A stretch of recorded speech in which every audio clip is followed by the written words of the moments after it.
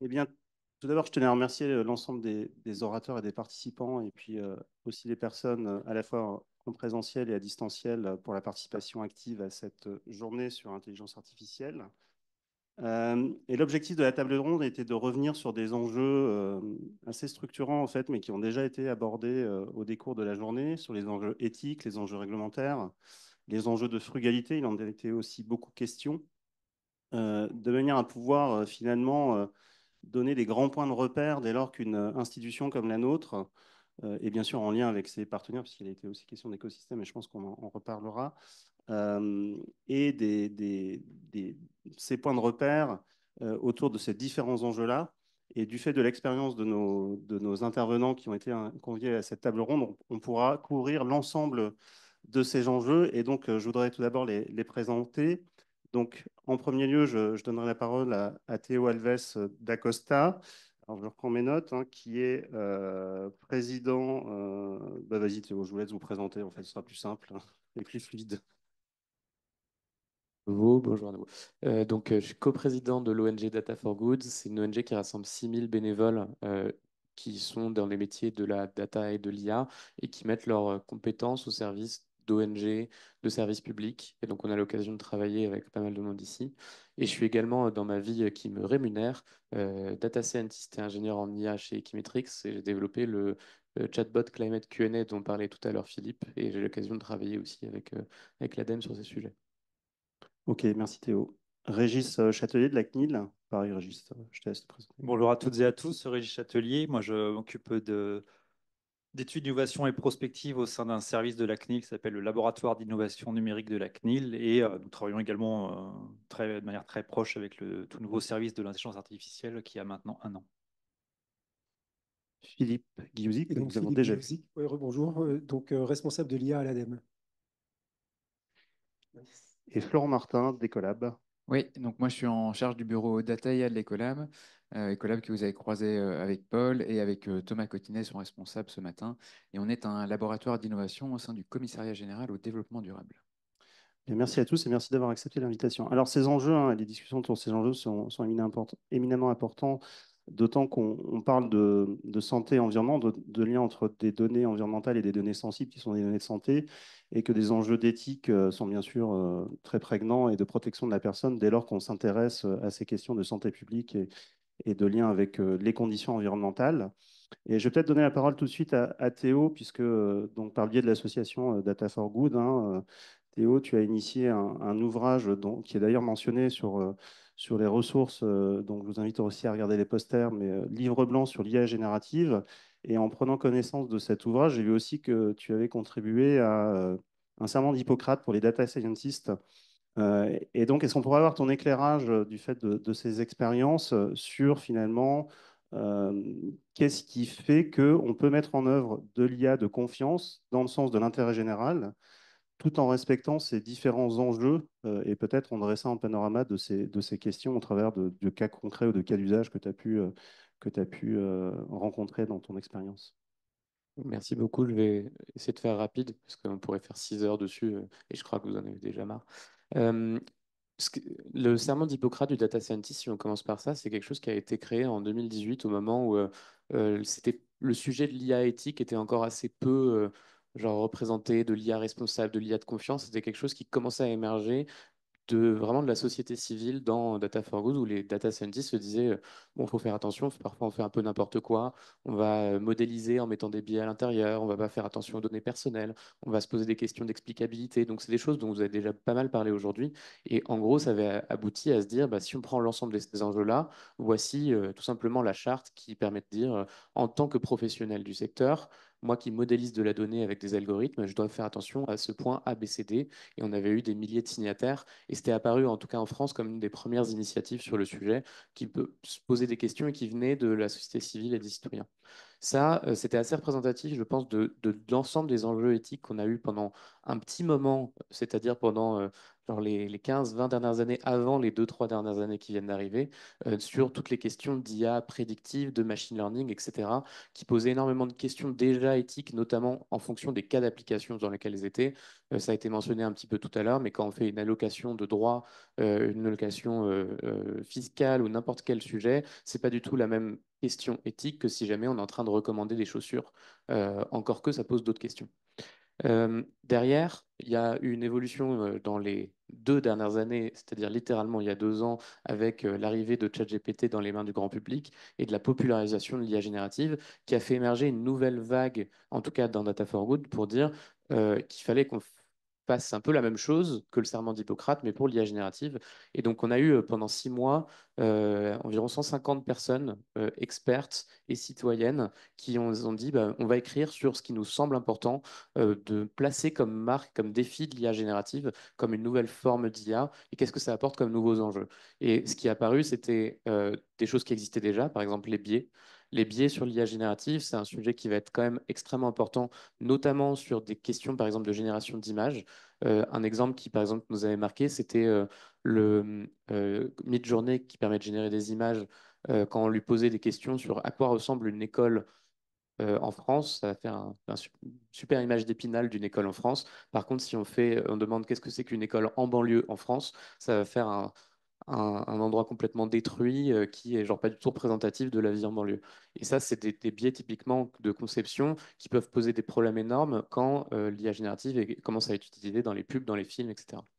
On a un deuxième sujet dont je pense Régis va parler juste après, autour des questions d'authenticité, de droit, avec des grandes questions qui sont posées sur qu'est-ce qui se passe quand on peut commencer à cloner sa voix, qu'est-ce que ça pose comme question sur les arnaques, sur la cybersécurité, etc., qui sont une deuxième grande famille de sujets que nous, on a voulu regarder.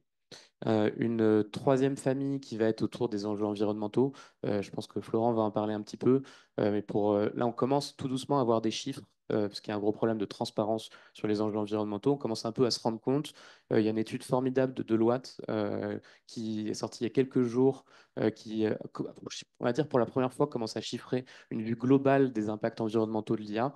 Elle est absolument géniale dans la modélisation. C'est un Français qui était au Conseil pour le climat, qui était responsable de la modélisation et qui trace que globalement, aujourd'hui, pour donner quelques chiffres dans une vue macro, l'IA, on va dire les data centers, aujourd'hui, c'est 2% de l'électricité mondiale. Dans les data centers, l'IA, c'est 10% aujourd'hui. C'est en train de passer avec une projection à 50% dans les prochaines années de la charge des data centers. Et les data centers vont demander plus d'électricité et vont aussi doubler. Donc au global, ça fait en termes d'émissions de tonnes de CO2 un ordre de grandeur de 10 à 100 millions de tonnes de CO2, c'est-à-dire un gros secteur industriel qui est encore petit par rapport à l'ensemble des activités mondiales, mais qui devient plus du tout négligeable, alors que c'était pour le coup complètement négligeable il y a quelques années. Et ensuite, il y a plein de sujets par rapport à ça, mais on va rentrer dans le détail.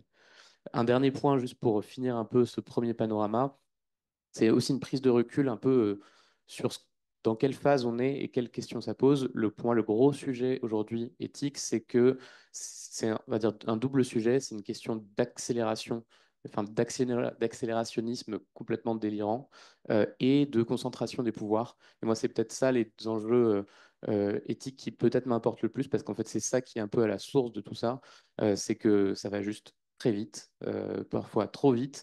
Dès que ça va trop vite, ça veut forcément dire que soit on tape un plafond écologique, soit on met des gens sur le côté d'un point de vue social en général. En tout cas, il faut planifier un petit peu tout ça. Et ça, en fait, le gros problème, c'est que c'est de plus en plus par le besoin et la déférence de la puissance computationnelle et des acteurs privés, ça pose des vraies questions de concentration des pouvoirs et de perte de la possibilité de naviguer là-dedans. Et donc ça a encore plein d'autres enjeux éthiques, géopolitiques, etc. Donc on ne va pas creuser. Et voilà, ça vous donne un panorama peut-être rapide de, en tout cas moi, ce que je considère comme les enjeux les plus importants. Oui, d'ailleurs, le Comité consultatif national d'éthique en 2018, donc ce qui peut être vu comme la préhistoire hein, en termes de développement et de cinétique de l'IA, ressoulignait l'intérêt de l'IA pour autant que ça respectait des enjeux éthiques, mais disait aussi qu'il fallait réévaluer de manière très régulière ces enjeux en 2018 dans le cadre de l'utilisation des données massives, faisant appel à l'utilisation de l'intelligence artificielle. Donc quand on parle éthique et protection des personnes, on pense évidemment CNIL. Et donc, Régis, je te donne la parole là pour que tu nous illustres un peu ces enjeux, parce que donc, en matière de données de santé, bien sûr, le RGPD, Règlement général sur la protection des données, est déjà un règlement qui nous impose beaucoup de précautions, et c'est tant mieux pour protéger la confidentialité des données de santé. Ça a été évoqué aussi dans la journée, un règlement européen sur l'intelligence artificielle a été publié cet été, je crois. Donc, est-ce que tu peux nous éclairer sur le lien entre, enfin, qu'est-ce que va amener ce règlement en plus? Est-ce que ce sera plus lourd pour des instituts de santé publique comme nous, qui avons déjà des procédures à respecter, qui sont déjà bien sûr lourdes à mettre en œuvre? Donc, du coup, est-ce que ça va alourdir d'autant plus la mise en œuvre de ces traitements faisant appel à l'intelligence artificielle? Et du coup, derrière, on peut déjà sentir aussi par le biais de discussions qu'on a en interne, hein, sur un certain frein, finalement, du fait de ces contraintes administratives. Donc oui, effectivement, après, vous êtes, pour redémarrer sur en étant déjà dans les données de santé, en ayant bien connaissance des problématiques, j'ai envie de dire que vous partez avec un niveau de départ qui est plus élevé que d'autres secteurs où ils sont moins, ils se posent les questions de RGPD et la protection des données, mais de manière moins importante dès lors que la protection relative aux données de santé est d'autant plus importante. Mais par rapport à l'IA en général et à la CNIL, c'est un sujet qui est effectivement assez ancien pour nous également, hein. On a traité les sujets des dossiers à base d'IA, et notamment en santé, mais pas uniquement, depuis déjà de très très nombreuses années. On a publié un rapport éthique des algorithmes et de l'IA qui est un peu croisé sur les deux en même temps en 2017 sur les grands sujets, avec cette question des biais. Les biais où on est dans un entre-deux, où nous ne sommes pas compétents à qualifier un biais, mais bien souvent il est produit par l'usage de données personnelles. Et donc, entre le défenseur des droits, on a travaillé beaucoup dessus, sur ce sujet ensemble, qui a d'ailleurs publié pas plus tard que la semaine dernière un rapport sur les algorithmes publics qui pourrait être intéressant. Alors, je ne l'ai pas encore lu, je n'ai pas eu le temps, mais bon, je vous en fais si vous n'avez pas connaissance. Et donc, globalement, en fait, par rapport à l'IA en général, pour nous, c'est un secteur, c'est un champ technologique, ce sont différents usages, mais par nature, ils ne sont pas nécessairement contradictoires avec nécessairement la protection des données, dès lors qu'on met en place la bonne manière de le mettre en place, en respectant finalement le principe de la protection des données. Il est tout à fait possible d'avoir recours à des systèmes d'IA, et c'est justement peut-être là la différence qu'il va y avoir, c'est que la nécessité de contrôler l'usage des données, de connaître nos données, de bien les gérer, sera peut-être d'autant plus important qu'on va avoir recours à des algorithmes dont on ne va pas toujours complètement comprendre la manière dont ils fonctionnent. Mais la gestion des données elles-mêmes, en entrée, en sortie, et ce qu'on va en faire va effectivement s'appliquer. Et donc, on a commencé à publier des éléments depuis cette année. D'ailleurs, j'ai revu tout à l'heure sur les tableaux que ça commençait. Là où on avait plutôt fait du cas par cas jusqu'à présent, on a essayé justement d'être plus précis sur les grandes questions relatives à l'IA, sur des recommandations plus générales, avec 8 fiches qui ont été déjà publiées, cinq autres qui étaient en consultation publique, dont on va publier les résultats début 2025 ou fin 2024. Mais globalement, les grands enjeux, hormis ceux que l'on connaît et que vous connaissez des régimes juridiques, des différents cas sur le traitement des données. Les grandes questions que l'on a, c'est notamment celles relatives aux bases d'apprentissage. Dès lors c'est la question de la maîtrise sur les bases d'apprentissage, à savoir que si on a recours à des grandes bases de données, telles que ça a été le cas notamment pour tous les grands modèles de langage, hein, où on a ratissé large, et c'est ce qui faisait qu'il y avait des biais, c'était des biais souvent états-uniens d'ailleurs, qui pose la question de l'intégration de données dans ces bases de données en entrée, qui est une vraie question pour nous. Donc, autant sur des bases de données dont on va maîtriser ce qu'elles concernent, en tout cas, les problématiques ne seront pas différentes de ce qu'on connaît. La question également des résidus, enfin des données personnelles dans les modèles eux-mêmes, et leur capacité à nous régurgiter des données personnelles qu'on leur aurait données à un moment ou à un autre. Donc il y a une grande question de connaissance de l'usage, on en parlait tout à l'heure, c'était très intéressant la présentation, sur amener les personnes à travailler sur ces questions en connaissant la manière dont ça fonctionne. Et on a eu l'occasion de produire des recommandations, notamment pour les entreprises et les organisations qui souhaitent utiliser des modèles, les LLM, de faire en sorte à bien maîtriser les usages, avoir recours à des modèles non pas ouverts, mais de faire travailler sur nos propres jeux de données, faire de l'accompagnement et de la sensibilisation des personnes au fait de alimenter un modèle de données, un modèle en données personnelles, c'est prendre le risque qu'il les restitue d'une autre manière, enfin qu'il les restitue plus tard. Donc avoir une vraie connaissance, une vraie prise en compte de ces questions tout au long du processus. Et c'est là où on a, voilà, on a tous ces grands enjeux qui sont actuellement assez importants. Et on a dans les dernières recommandations également cette idée de voilà, comment prendre en compte, et ça c'est une des grandes questions auxquelles on pose, on essaye d'y répondre dans les recommandations sur ces grands modèles qui ont été entraînés sur des grandes bases de données.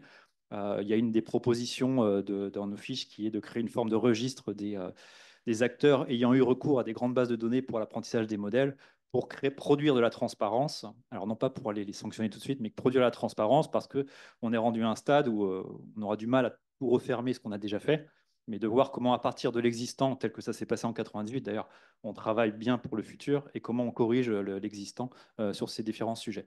Donc c'est tout un ensemble de sujets sur lesquels on travaille, qui maintenant, avec le RIA, c'est encore une autre manière de voir les choses, enfin, qui sont complémentaires. Mais nous, on est toujours sur la protection des données, protection des personnes. Je ne vais pas parler des droits des personnes, mais comment rendre le droit des personnes effectif.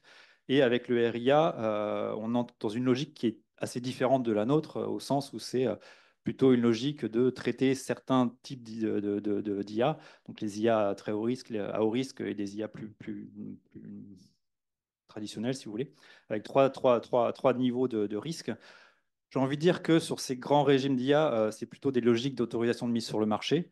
Aujourd'hui, on ne sait pas exactement qui aura la mission. Donc, nous, probablement, quand même, on devrait s'inscrire sur tous les modèles d'IA qui vont vraiment concerner des données personnelles, certains types de données. Mais il pourrait y en avoir d'autres acteurs. Mais sur les questions qui nous concernent aujourd'hui et sur l'environnement, dès lors qu'on ne va pas sur la prise de décision pour les personnes, sur des choses très risquées pour les personnes, alors on va être sur des systèmes d'IA plus traditionnels où le niveau d'autorisation sera moindre avec des choses moins restrictives, j'ai envie de dire, pour les personnes. Et donc, en fait, c'est en fonction du risque associé au modèle d'IA, des risques de biais notamment, de prise de décision sur la personne, où il y aura une notion d'autorisation sur le marché. Et là, très honnêtement, c'est aujourd'hui, on est un petit peu comme en 2018 sur un nouveau texte et comment l'appliquer. Et donc, il y aura quand même une phase d'apprentissage avec également des analyses de risque plutôt sur les droits des personnes, enfin droits fondamentaux des personnes. Donc là, j'ai envie de dire que je ne pourrais pas vous répondre exactement comment ça va s'appliquer aujourd'hui, mais ça vient en complément. Mais le fait même d'être en mesure d'appliquer correctement, j'ai envie de dire, le RGPD, est déjà une bonne manière d'être sûr de rentrer dans les cases sur le risque pour les personnes dans le cadre du RIA en tout cas, parce que ce n'est pas incompatible, c'est plutôt une autre manière de fonctionner qui est plutôt ex ante plutôt que ex post. Ok, ben merci beaucoup. Philippe, par rapport à... Donc, vous avez déjà fait une intervention aujourd'hui qui est très, très intéressante, puisqu'on voit qu'à l'ADEME, hein, vous avez peut-être un temps d'avance sur la mise en œuvre opérationnelle des outils d'intelligence artificielle. Comment est-ce que concrètement vous avez été confronté à ces enjeux et comment est-ce que vous arrivez à mettre en place, parce qu'en préparant la table ronde, vous m'avez dit que c'était assez rapide en fait, il y a un an où vous êtes vraiment lancé dans la mise en œuvre de ces techniques-là. Concrètement, est-ce que vous avez été confronté à de la réticence en interne par rapport aux enjeux éthiques que pourrait soulever l'aspect consommation de ressources dans une agence comme l'ADEME qui vise justement à protéger les ressources? Est-ce que vous pourriez nous illustrer concrètement comment ça s'est passé et est-ce que vous avez mis en œuvre comme levier pour y arriver? Oui, tout à fait. Alors, c'est vrai qu'au niveau, je l'ai évoqué tout à l'heure, au niveau éthique, c'est vrai que le système SOFIA ne se prête pas, en tout cas, à des problématiques pour l'instant éthiques, même si, en tout cas, il faut quand même essayer de l'envisager. Des sujets moraux, en tout cas, sont pas aujourd'hui générés par l'application de SOFIA. Mais effectivement, en interne, ce qui a été aussi intéressant, c'est de se poser la question rapidement de l'impact environnemental de la solution. Et c'est la raison pour laquelle, même sur le dispositif, par rapport à des requêtes, on voit l'équivalent CO2 généré par une requête. Ce qui fait qu'après, quand on tire le fil, on se pose beaucoup de questions, surtout dans une dynamique en fait, d'écosystème, parce que je le disais tout à l'heure, ce genre de dispositif peut potentiellement coûter assez cher. Aujourd'hui, en fait, on n'a pas parlé des coûts d'inférence, mais en termes de nombre de requêtes que peut susciter en fait, l'écosystème, potentiellement, ça peut en tout cas représenter un nombre de requêtes assez important, donc des coûts. Et quand on est dans un écosystème, comment on répartit les coûts? Est-ce qu'on mutualise les coûts? Est-ce qu'on fait par exemple des coûts individualisés par rapport aux membres de l'écosystème? Et donc ça, c'est vraiment un fonctionnement qu'il faut aussi anticiper pour essayer d'avoir une dynamique à la fois de mutualisation, partenariale, mais aussi équitable par rapport à ça. Et puis, une deuxième chose, c'est l'aspect aussi juridique, c'est-à-dire à un moment donné, comment on fait pour gérer les aspects juridiques. Et aujourd'hui, par rapport à tous les documents qu'on ingère, par exemple, dans les bases de données, il faut déjà savoir en amont quelles sont les conditions juridiques qui nous permettent, par exemple, de mettre ces différents documents dans une base qui a recours à l'IA générative et quel est le statut, en fait, des productions générées à partir de plusieurs documents qui sont issus de plusieurs acteurs. Donc, en fait, se pose en fait, un peu ce vide juridique du statut juridique de la génération de nouveaux contenus générés par l'IA générative. Donc ça aussi, c'est quelque chose qui est assez important, dont il faut se prémunir, et il faut aussi marquer ça d'une manière très claire dans les contrats de partenariat. C'est pour ça qu'au départ, d'une manière un peu naïve, moi, je pensais qu'on pouvait faire juste une charte de coopération entre différents membres d'un écosystème, et on se rend compte que de toute façon, les membres sont demandeurs d'avoir justement des clauses qui sont spécifiques par rapport à quel est le statut juridique, que deviennent mes données, où partent les données, etc. Il y a aussi un autre aspect qui est un peu trouver le juste compromis entre environnement, entre performance et fiabilité et souveraineté. Tu as évoqué un peu, Régis, la notion de souveraineté. Aujourd'hui, dans le dispositif SOFIA, et puis il y a aussi un autre aspect qui est l'aspect sécurité. Aujourd'hui, on voit de plus en plus, par exemple, des applications ou des sites qui se font hacker. Aujourd'hui, voilà, il faut être en capacité de pouvoir donner des explications par rapport à la sécurité. Ça rejoint aussi les notions d'explicabilité. C'est pour ça que je pense que la notion d'explicabilité, elle est vraiment transversale, que ce soit éthique, juridique, sécurité. Et donc, je ne sais plus ce que je disais par rapport à... Oui, par rapport à la souveraineté, oui, effectivement. Donc, c'est un compromis à trouver entre la performance et la souveraineté. Et aujourd'hui, dans le cadre, par exemple, de SOFIA, il a été tout à l'heure mentionné, je crois, par Open Data Soft, la souveraineté Mistral. On utilise en tout cas le dispositif Mistral, mais on ne peut pas, en tout cas, faire un système d'intelligence artificielle 100% souverain. Et donc, à un moment donné, ce sont des compromis à faire. Mais il faut, je reviens sur l'explicabilité, quand dans un système d'intelligence artificielle, on fait, par exemple, appel à des LLM qui ne sont pas souverains, il faut savoir où partent les données, que deviennent les données, est-ce que ça retourne par exemple dans des dispositifs pour entraîner les modèles. Donc il faut vraiment anticiper le système d'IA dans sa globalité. C'est pour ça que je préfère le nom de système d'intelligence artificielle plutôt que d'IA générative ou d'IA, parce qu'en fait ça embarque un certain nombre à la fois de techniques, de concepts et de précautions qu'il faut avoir. Ok, donc dans l'implémentation concrète, je pense que ça nécessite aussi une formation de l'ensemble des collaborateurs. En fait, ce que vous dites là, c'est que effectivement, les ingénieurs qui vont manipuler les outils, mais aussi les services support, Oui. voire même toucher le partenaire, l'écosystème des partenaires. Donc c'est aussi une sensibilisation de l'ensemble des acteurs avec lesquels vous interagissez en interne et en externe. Donc Oui, aussi, tout à fait. ça va Alors, être- oui, oui, tout à fait. Et puis il y a autre chose, à mon avis, qui est aussi important, c'est-à-dire que c'est vrai que je disais que l'explicabilité recouvre pas mal de choses, mais il y a la notion aussi de crédibilité et de performance. C'est vrai qu'on a tendance, en tout cas peut-être plus dans des usages personnels que dans des usages professionnels. Ça, c'est une interprétation. Peut-être que Paul saura mieux argumenter ça que moi, mais on a tendance, en tout cas généralement, à faire d'emblée confiance à des systèmes d'IA. Regardez par exemple, ne serait-ce que par l'utilisation de Waze, on ne se pose pas la question de savoir, bah, tiens, est-ce qu'il a raison ou pas?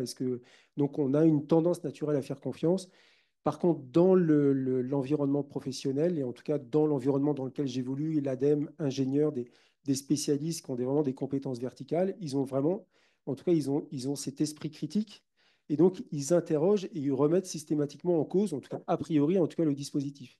C'est la raison pour laquelle, en tout cas, nous, on fait des campagnes régulières d'analyse des réponses posées par le système et que ça puisse être à la fois historicisé, en tout cas, qu'on puisse avoir une traçabilité de l'évaluation des réponses posées par une même personne sur un temps progressif. Donc, ça permet d'évaluer la pertinence, la redondance, le hors-sujet, le vrai, le faux sur une notation. Donc, ça permet aussi de renforcer l'acceptabilité ou la crédibilité du système. Et après, en termes de formation, effectivement, on est en train de développer des modules de formation.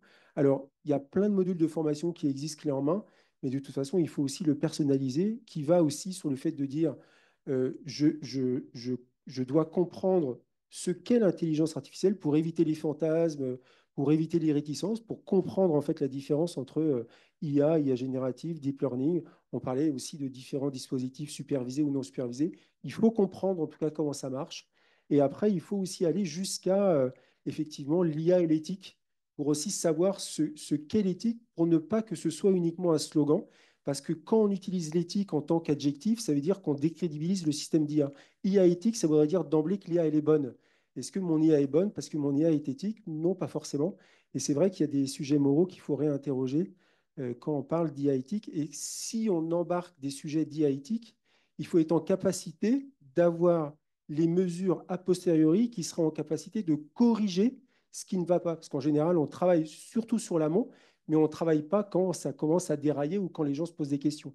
Donc, si on veut vraiment travailler sur l'IA dite éthique, il faut travailler sur l'ensemble du scope, pas simplement sur la pertinence de la définition de ce que c'est, mais sur être en capacité de corriger d'éventuels biais, d'éventuelles dérives, d'éventuelles questions. Donc la nécessité d'avoir toujours un regard humain finalement sur les travaux, ça contribue aussi à l'IA de confiance. Merci beaucoup. On a beaucoup parlé de frugalité aujourd'hui et en préparant aussi la table ronde, hein, j'ai découvert même aujourd'hui qu'en utilisant, en posant des questions pour m'amuser dans le chat GPT, en fait, je contribuais à dégrader la planète. Donc ça, j'en ai vraiment pris conscience aujourd'hui. Et donc Florent, l'Ecolab s'est beaucoup interrogé sur ces questions de frugalité, d'ailleurs en lien aussi avec l'écosystème d'acteurs, en ayant travaillé avec l'AFNOR un référentiel sur la frugalité de l'IA, qui, je pense, a vocation aussi peut-être à être poussé au niveau international. Est-ce que vous pourriez nous présenter ce référentiel et là aussi nous dire comment l'écosystème a été clé peut-être pour que la France se positionne en tant que pionnier sur ces questions de frugalité?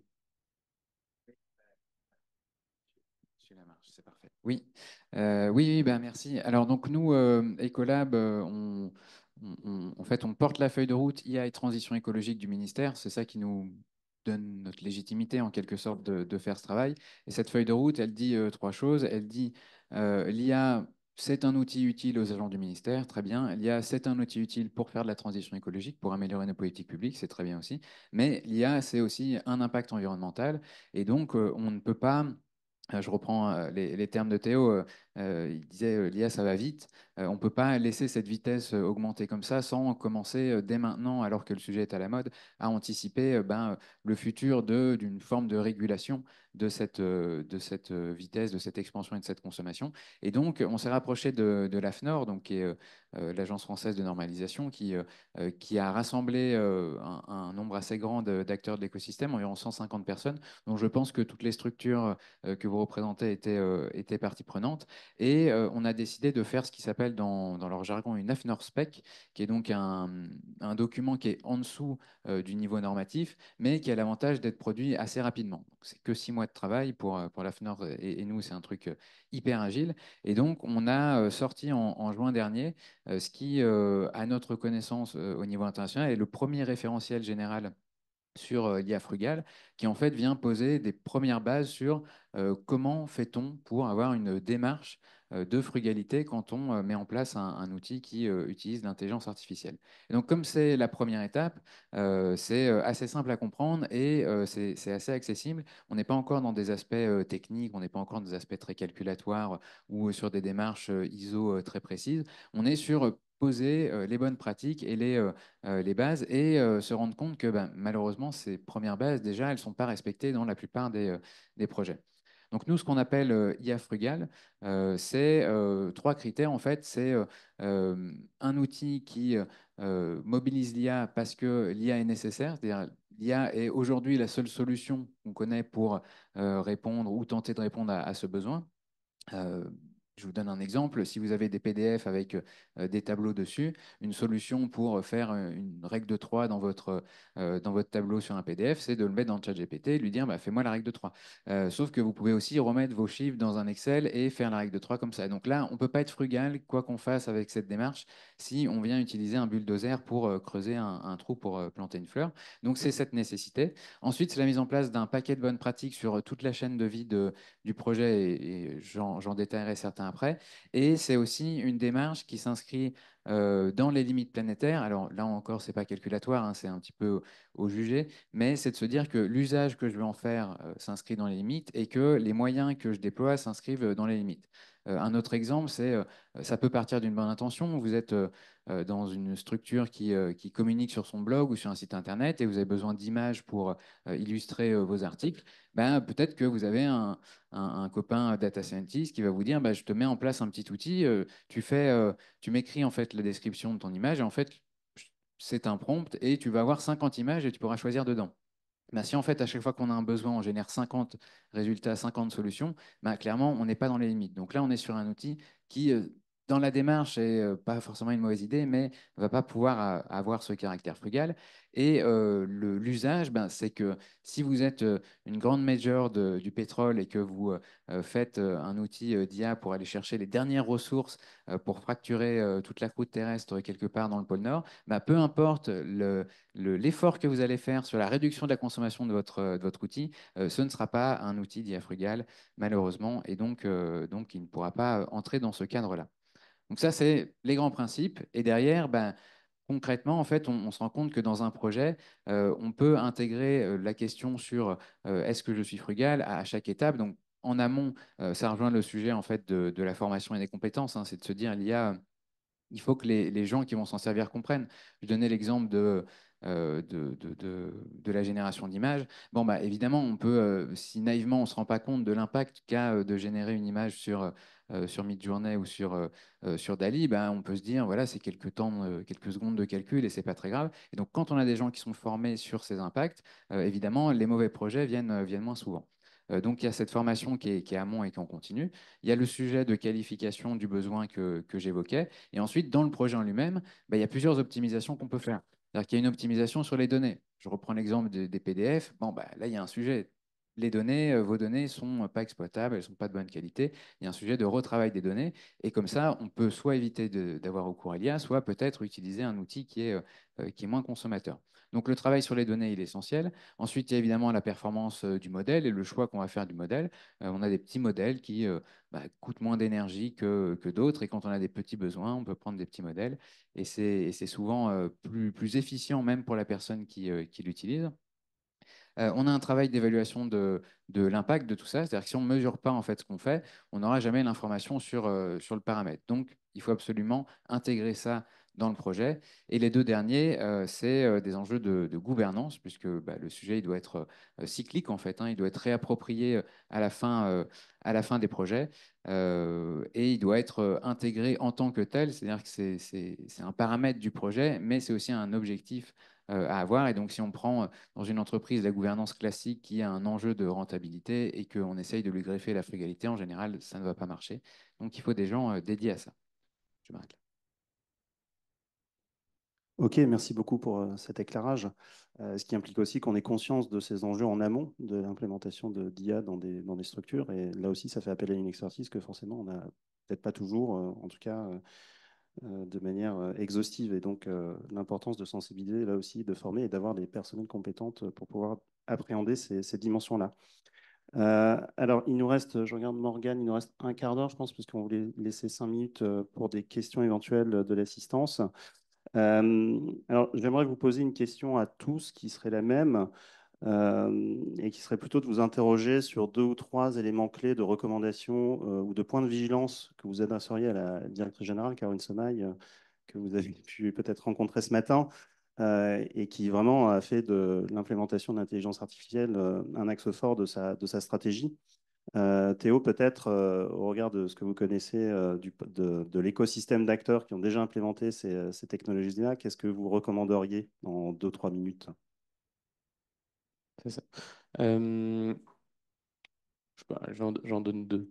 Euh, le premier, je dirais, c'est de vraiment faire attention, ça a été très bien mentionné par Paul juste avant, effectivement, aux définitions de ce qu'on met dans l'IA. Il y a un chercheur qui est à la tête d'un consortium de scientifiques qui s'appelle Climate Change AI qui a dit ça très bien. Il dit en pratique, les IA qui permettent d'aider sur la question climatique sont en général pas exactement celles qui permettent de faire générer des images sur Midjourney.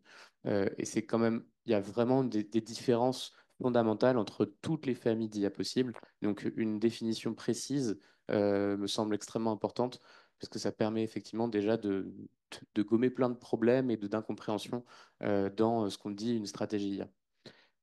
Deuxième point qui me semble hyper important pour moi, c'est euh, de ne pas oublier la dimension systémique qu'il y a derrière. L'IA comme une technologie, l'IA comme un système, on en a parlé, mais il y a aussi l'IA comme un domaine économique. Et ça me semble extrêmement important. On a parlé de souveraineté juste avant.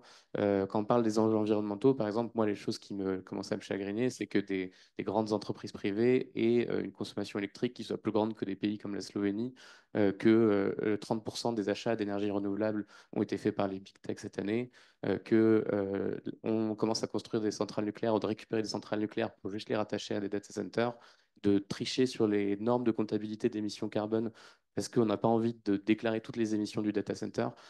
Et globalement, en fait, ça fait tout un système qui est en fait extrêmement compliqué à sortir. Il ne faut pas oublier qu'on est là-dedans. Et donc, quand on prend des décisions, en fait, il y a, il y a une politologue qui s'appelle Asma Mala qui parle de l'infrasystème qu'il y a derrière. Et c'est ça qui est compliqué avec l'IA, c'est que plus on avance, plus on vient dépendre d'une infrastructure globale qui elle-même est aux mains d'acteurs privés. Et ça rend genre énormément de décisions et d'avancées pas du tout neutres, même si on veut faire les choses proprement. Régis? J'irai un petit peu dans le prolongement et pour voilà, enfin, depuis la CNIL et depuis le message que l'on a à faire passer. Comme j'expliquais, en fait, les systèmes d'IA, parce qu'effectivement, faut éviter d'en parler au singulier. Les systèmes d'IA, il est possible d'en utiliser de bonne manière en prenant soin de justement de faire ce que nous, on a l'habitude de dire du by design. Donc le by design en protection des données, à savoir de se poser la question de la protection des données dès le démarrage du projet, s'applique tout autant à utiliser des systèmes d'IA en se posant la question des objectifs, des moyens de ce qu'on va faire. D'autant plus également pour l'environnement. Nous avons l'occasion, l'an dernier, nous avons publié un cahier sur cahier innovation et prospective sur les intersections entre protection des données et de l'environnement. Nous avions notamment traité du sujet de l'IA et également de l'éco-conception. Donc, un référentiel qui est très proche, je pense, du référentiel sur les IA frugales, mais le référentiel d'éco-conception des services numériques, la première des questions à se poser, c'est ai-je besoin de ce service? Donc, est-ce que je vais, c'est-à-dire avant de penser du numérique, est-ce que j'ai même besoin de créer du numérique? Et finalement, ce qui était très intéressant avec le règlement général de la protection des données, et on a pu le constater dans nos travaux, c'est que finalement, ça a été un énorme outil d'apprentissage et d'éducation au numérique et à la donnée au sein des organisations. Ça a été ce gros truc qui nous a tous embêtés, et ici particulièrement parce que c'est les données de santé. Mais en fait, il faut se rendre compte que ce qui est assez intéressant pour nous, aujourd'hui, les gens qui viennent déposer des plaintes à la CNIL, bien souvent, ils ont été formés au sujet dans le cadre de leur organisation, alors même qu'ils s'embêtaient à essayer de mettre en place la conformité. Et donc, les droits des personnes, en fait, il faut en avoir conscience pour pouvoir faire valoir ces droits. Et sur toutes les questions qui sont les nôtres, que ce soit les biais, que ce soit l'environnement, l'impact environnemental, le fait d'en avoir conscience, de se poser les bonnes questions au début. Et finalement, on a une grande chance, peut-être, sur ces questions, avec le règlement IA et le fait qu'on se pose ces questions, c'est qu'on entre dans une deuxième phase d'apprentissage, là où on a eu une phase d'apprentissage sur les données personnelles et les droits des personnes, qui vient se cumuler à un apprentissage de qu'est-ce que sont les systèmes d'IA et comment les mettre en place. Et si on prend cette démarche globale et non pas comme étant dans du FOMO et d'aller le plus vite possible à utiliser n'importe quoi pourvu que ce soit de l'IA, où on risque de faire des erreurs, de le prendre correctement comme une opportunité, mais qui demande de la prendre en main clairement, alors on pourra aller dans des choses qui soient positives, d'autant plus dans un cadre européen où il est certes plus strict qu'ailleurs, mais il va demander justement à aller vers des enjeux et des considérations éthiques et juridiques partagées, votées en tout cas, donc partagées, vers lesquelles on peut aller. Donc voilà, donc je pense que c'est intéressant de se saisir du sujet, mais complètement, et pas justement ni de manière un peu juste parce qu'il faut le faire, ni au contraire, ne surtout pas traiter de données personnelles parce que la CNIL ne veut pas, parce que c'est pas vrai. Souvent, il y a plein de projets qui ont échoué parce qu'il y a quelqu'un en interne qui disait non, mais la CNIL ne voudrait pas, sans même savoir si la CNIL voudrait ou pas. Et donc voilà, c'est à la fois, il y a un risque, mais il y a aussi une opportunité. Et prendre le risque de bien faire est une bonne solution. Ok, merci beaucoup, Philippe. Moi, je dirais, il y a plusieurs choses. Je pense qu'il faut développer la capacité de discernement des gens et donc des métiers. Donc ça, c'est hyper important. D'autant que nous, en tout cas pour ma part, je travaille dans le domaine de l'environnement. Il faut sensibiliser les personnes et les métiers sur justement ce que tu disais par rapport à l'éco-conception, quel est le besoin, mais revenir en tout cas systématiquement aux besoins métiers et pas de dire en tout cas quelqu'un qui a une appétence pour l'IA et donc de dire comment on pourrait utiliser l'IA. Non, je pense qu'il faut d'abord commencer par les problématiques métiers, les besoins et de se demander se poser la question si l'IA peut contribuer ou pas ou non, et puis bien être vigilant, par exemple, sur les effets rebonds, et surtout quand on parle, par exemple, d'impacts environnementaux, donc développer la capacité de discernement. Puis après, moi, j'ai envie de dire, il y a aussi un autre, et puis, enfin, ça rejoint aussi les sujets de formation dont je parlais tout à l'heure. Ensuite, moi j'ai fait un petit peu de poésie, mais sans pour autant. Ça me fait penser, il y a eu, je ne sais pas si vous avez vu, il y a eu le festival du film, du court-métrage généré par l'intelligence artificielle. Je pense que aussi, en tout cas, pour avoir un côté positif par rapport à ça, moi je trouve qu'en tout cas pour ma part, et c'était personnel, c'est une capacité, l'IA, une capacité aussi à développer des nouveaux imaginaires, en tout cas à travers ces films-là. Je pense qu'aussi l'IA, c'est aussi se donner la possibilité d'être complaisant, ou en tout cas d'avoir une approche aussi positive et pas que, voilà, qui permet aussi de développer et d'avoir une approche un petit peu différente. Et puis un troisième sujet qui, je reviens en fait sur la notion d'écosystème. Je pense qu'il y a une force, en tout cas pour l'expérimenter modestement au départ avec trois acteurs, mais il y a quand même une force à la mutualisation. Tu parlais tout à l'heure, en tout cas, des acteurs privés. Et ce matin, Xavier disait que c'était pas non plus, ou en tout cas extrêmement difficile de pouvoir rivaliser dans la course entre d'un côté les moyens américains et puis aussi les moyens chinois. Mais en tout cas, je pense qu'il y a quand même une force de la mutualisation, une force en tout cas de mutualiser les compétences dans le domaine des opérateurs publics, de mutualiser des connaissances, de mutualiser des architectures techniques, de mutualiser les puissances de calcul, parce que, en tout cas, de mutualiser aussi peut-être l'investissement qu'on peut avoir dans les GPU et de pouvoir affecter, en tout cas, d'individualiser en tant que de besoin les calculs. Donc, à mon avis, il y a des gisements de performance. Je ne dis pas que l'objectif, ce n'est pas de rattraper ou d'être dans une course, mais en tout cas, il y a des gisements de performance qu'il faut aller chercher. Et je pense qu'un des gisements, en tout cas, c'est la mutualisation. Oui, je suis complètement d'accord sur cet aspect-là, d'autant que l'agence interagit avec beaucoup d'acteurs de l'écosystème, que ce soit en santé environnement ou plus largement sur le champ de la santé publique. Et donc, bénéficier ensemble de cette opportunité, ça me semble aussi être un point particulièrement intéressant.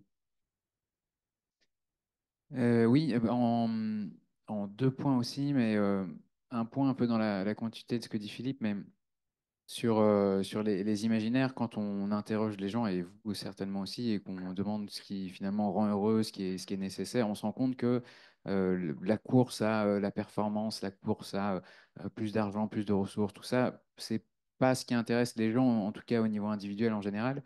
Et là, on a un peu la chance, entre guillemets, en France d'être un peu des éternels perdants technologiques, c'est-à-dire bah, on n'est ni les Américains ni les Chinois en termes de puissance et de ressources, mais on a quand même envie d'être dans la course à l'IA, hein, c'est rappelé par les politiques et on a des compétences réelles techniques.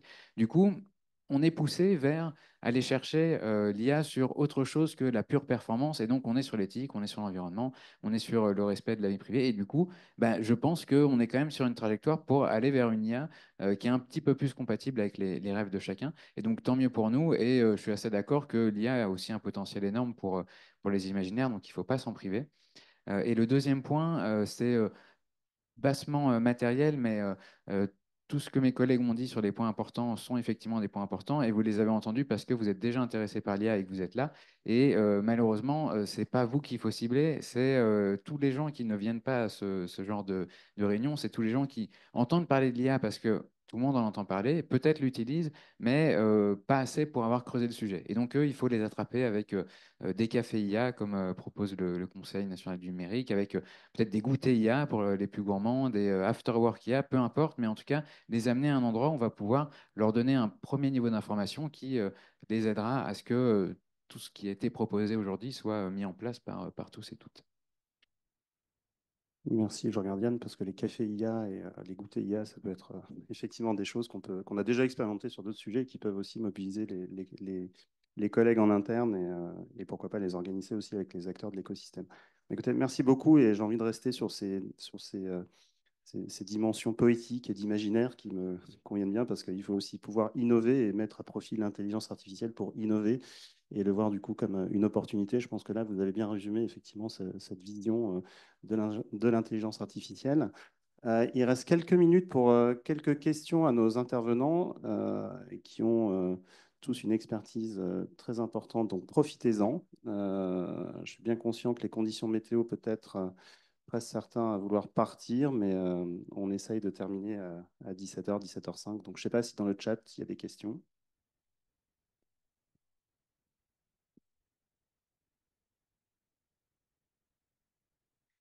Oui, on a une question dans le chat. Donc, comment est-ce que vous proposez d'entraîner les IA en s'affranchissant des biais éthiques liés aux données historiques et la génération de données d'entraînement artificiel?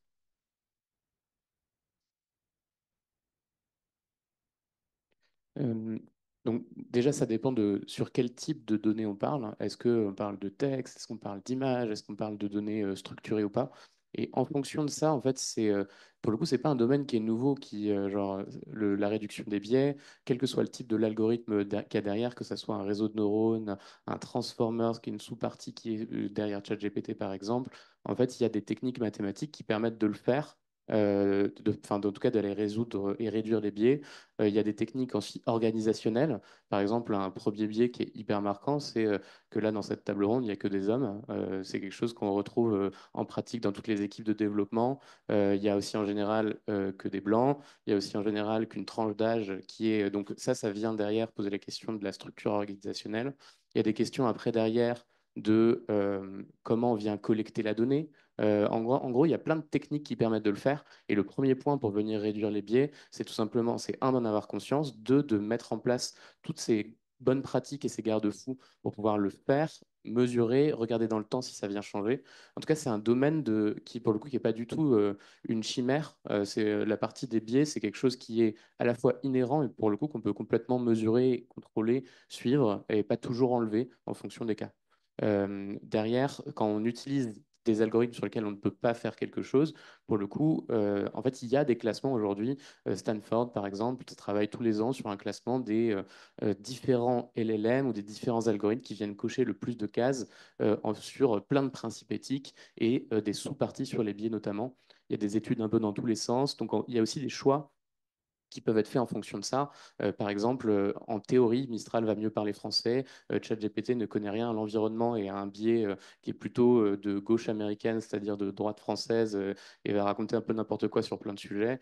Et donc, il y a des choix d'utilisation, et quand on le fait soi-même, il y a plein de bonnes pratiques qui peuvent réduire de façon assez drastique si on les connaît.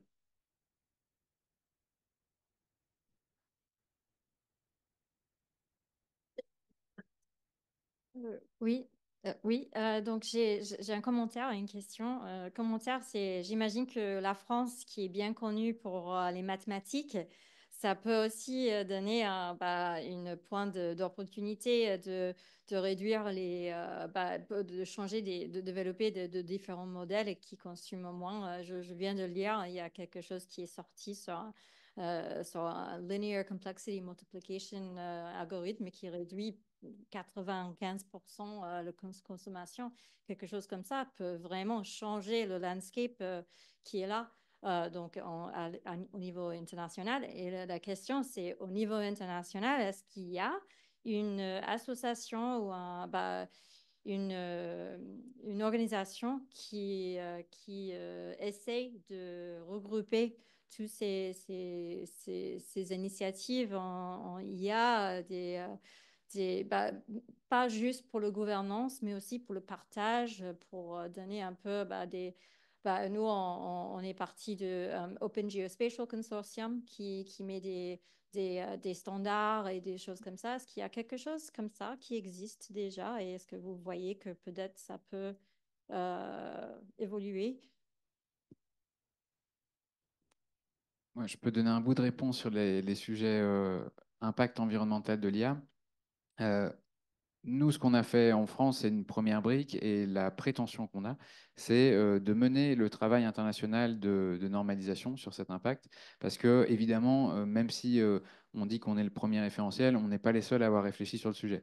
Donc, l'UNESCO s'est lancé, l'OCDE s'est lancé, l'ISO s'est lancé, tout le monde s'est lancé et c'est très bien parce que c'est beaucoup de matière grise. Et vous devez le savoir parce que c'est écrit là-bas. Il y a en février un sommet mondial sur l'IA qui a lieu en France. Et on travaille avec tous ces acteurs sur une feuille de route commune de normalisation de l'impact environnemental de l'IA pour que tout le monde puisse travailler, mais qu'on reste tous en cohérence et qu'on puisse assez rapidement aboutir à quelque chose. Donc sur cet aspect-là, oui, l'idée c'est vraiment que 2025, ça soit l'année de la standardisation, entre guillemets, vraiment de cette normalisation commune, qu'on puisse tous jouer avec les mêmes règles. Et nous, ce qu'on espère, c'est que ces règles vont justement permettre aux entreprises de se battre sur ces critères-là, au lieu de se battre uniquement sur la performance. D'ailleurs, j'étais un peu cynique sur la place des entreprises françaises, mais Mistral, ils se battent sur les armes d'OpenAI, donc pour l'instant, ils sont obligés de faire la course derrière. Mais si demain, on fixe un cadre sur des paramètres environnementaux, des paramètres éthiques, des choses sur lesquelles on peut se différencier, ben peut-être qu'on ne sera plus les éternels deuxièmes, peut-être que d'autres entreprises qui aujourd'hui sont en bas du classement deviendront aussi plus légitimes grâce à cet apport. Et donc, on va avoir une diversité d'intelligence artificielle, une diversité d'offres, d'opérateurs, et ça sera pour le mieux, je pense, pour l'environnement et les sujets éthiques.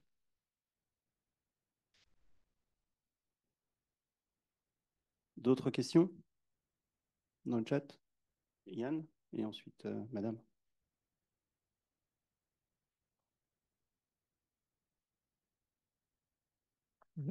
Ouais, je vais avoir une question un peu provocante, mais en France, qui est un pays riche, il y a des millions de personnes qui vivent en dessous du seuil de pauvreté.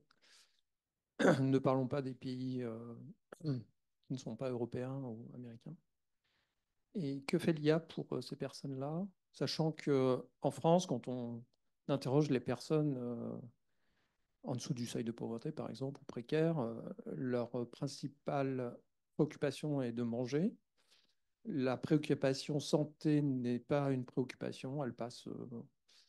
Et donc les considérations environnementales sont encore moins. Merci. Juste, je vais être provocant à mon tour, et je te laisse peut-être la parole. L'IA ne fait rien, en fait, c'est les personnes qui font. Donc, voilà, poser cette question de cette manière, c'est non, l'IA n'est pas intelligente, l'IA ne produit rien, l'IA ne gouverne rien, donc c'est la manière dont on l'utilise. Et effectivement, peut-être qu'il n'y a pas assez il n'y a pas de projet qui concerne la prise en compte de de ces publics et de ces personnes, mais ce n'est pas l'IA en tant que telle. Je pense que le problème est plus large que la seule IA. Et si je donne, il y a une définition que j'aime bien, ça ressemble un peu à une définition qu'il y avait aussi avant dans la présentation de Paul, un vulgarisateur qui dit, bon, si maintenant on pourrait ranger les catégories d'IA en 4 grandes catégories. En anglais, il dit, première catégorie, c'est les gods, ce qu'on nous vend, la super intelligence, le Terminator, le machin. La deuxième catégorie, ce serait genre les stagiaires. Je ne sais pas si j'aime bien ce terme-là, mais en gros, l'assistant qui permet de faire des choses, répondre à des, etc. Une troisième catégorie que j'aime beaucoup, qui est plutôt ce que moi je vais développer, qui sont les engrenages. Donc quelque chose qui, dans un système un peu plus large, permet de faire quelque chose, que ce soit analyser des données, lire des PDF, etc. Et une quatrième catégorie que sont les jouets, du genre générer une image ou genre raconter la météo par Shakespeare, ce genre de choses. Alors clairement, la dernière catégorie, elle ne sert pas grand-chose pour toutes les populations défavorisées. La toute première, sur les dieux, limite encore moins. Moi, j'ai une horreur par exemple, de Sam Altman qui va dire dans son grand manifeste sur l'IA, l'IA de demain sera si intelligente qu'elle va résoudre toutes les inégalités. Bon, oui, pourquoi, comment? Enfin, à un moment, il faut peut-être s'y mettre, parce qu'aujourd'hui, ce n'est pas le cas. Au milieu, il y a des questions à nouveau, et je pense que tu as très bien dit ça, de qui va le faire. Par exemple, sur les IA engrenages, nous, on a travaillé dans Data for Good sur énormément de projets sur l'évasion fiscale, tout simplement parce que, genre sur la redistribution des valeurs, en fait, c'est hyper dur, par exemple, d'analyser les données d'évasion fiscale qui sont en général dans des PDF. Et donc, en tant que telle, l'IA, elle ne sert pas à grand-chose, elle sert juste à lire des PDF de plein de pages de plein d'entreprises pour trouver des montants d'évasion fiscale sur la comptabilité fiscale multi-pays. Et ça permet à des ONG qui sont des ONG du terrain, qui, elles, travaillent sur les questions d'inégalité, de discrimination, etc., de effectivement mettre en place certains projets qui ne pouvaient pas spécialement faire avant, qui peuvent aider à la lutte contre les inégalités. Est-ce que ça veut dire qu'à la fin, les personnes qui sont défavorisées jouent avec ChatGPT? Peut-être pas. Peut-être que ce n'est pas souhaitable. Est-ce qu'il y a des questions d'éducation? Peut-être. Mais en tout cas, c'est vraiment, je pense, un sujet de qui pense le problème? Et dans ce cas, et est-ce que dans ce cas d'usage-là, qui peut permettre d'aider à une montée économique de pays défavorisés, est-ce qu'il y a des cas d'usage qui peuvent permettre de le faire? Est-ce que les gens qui le font sont les bonnes structures qui peuvent le porter, quoi? Oui, alors merci beaucoup pour la richesse des réponses. Moi, je reviendrai bien sur la question qui a été posée, que j'ai trouvée très pertinente, de qu'est-ce que vous donneriez comme conseil à Caroline Semaille dans sa stratégie IA, mais peut-être en vous demandant de de repréciser dans le contexte santé. Je trouve qu'il y a beaucoup de choses qui ont été dites sur la question environnementale, mais notamment sur les biais, sur l'éthique, etc. Je pense que la santé, c'est particulier. Enfin, donc, si vous aviez ouais, un conseil mais plutôt orienté santé. Merci.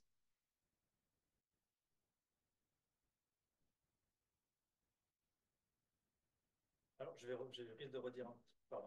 risque de redire un petit peu la même chose, mais en fait, les problématiques en santé sur le traitement des données, déjà quand même assez bien identifiées et assez bien traitées, j'ai envie de dire. Enfin, on a l'occasion d'en parler beaucoup sur les biais, justement, sur les bases d'apprentissage de données, justement, enfin, sur des traitements de certaines maladies dans certains contextes en fonction des traitements que l'on a.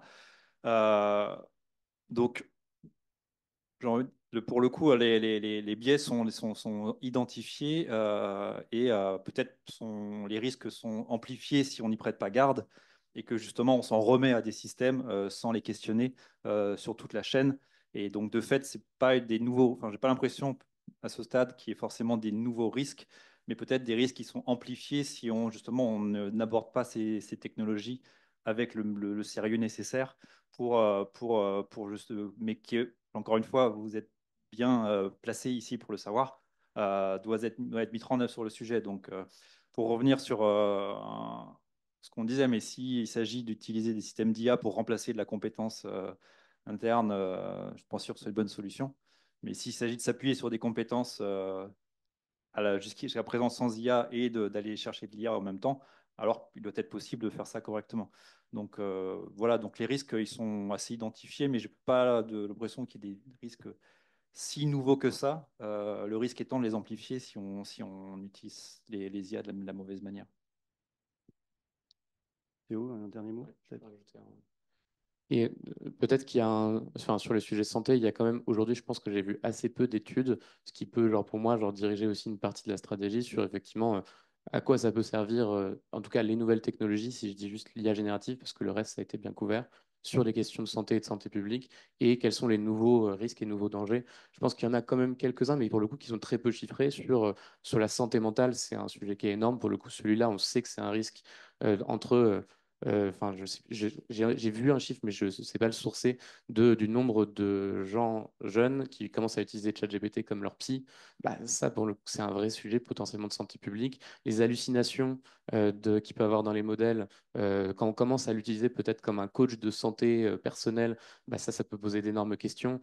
Donc, il y a, je pense, malgré tout, quelques nouveaux enjeux et risques avec l'intelligence artificielle qui aujourd'hui ne sont très peu couverts. Et il y a peut-être aussi quelques effectivement opportunités très intéressantes sur la personnification des parcours de santé, sur l'accès aux données de santé publique qu'on a discuté dans la journée. Donc, un angle assez fort là-dessus me semble très intéressant, quoi. Juste un tout dernier point sur un cas auquel il me revient, mais vous connaissez peut-être, c'est dans des projets de recherche en santé. Parfois, le manque d'accès à certaines données ici en Europe fait qu'on va chercher des bases de données qui sont constituées ailleurs, des données, je sais pas, d'imagerie du cerveau par exemple ou autre. Et on retrouve peut-être les risques. On parlait tout à l'heure de la génération d'images sur des biais dans un contexte états-unien. Peut-être qu'il y a des risques à aller s'entraîner, enfin faire confiance à des bases de données sur des populations qui sont très éloignées du contexte dans lequel on agit, avec peut-être des problématiques qui sont plus territorialisées. Et donc, il faut prendre en compte ces questions. Mais encore une fois, ça fait partie des choses que vous connaissez bien. Mais prendre un échantillon d'imagerie du cerveau dans une région en Chine parce que la donnée est disponible, peut-être qu'il y a un contexte propre, local, qui fait que les pathologies propres à ce contexte local sont peut-être différentes d'une application stricte dans Languedoc-Roussillon en France notamment. Voilà, c'est des exemples, mais on en revient toujours à la qualité des données en entrée et la prise en compte de ces biais assez tôt pour éviter justement d'avoir des mauvais usages.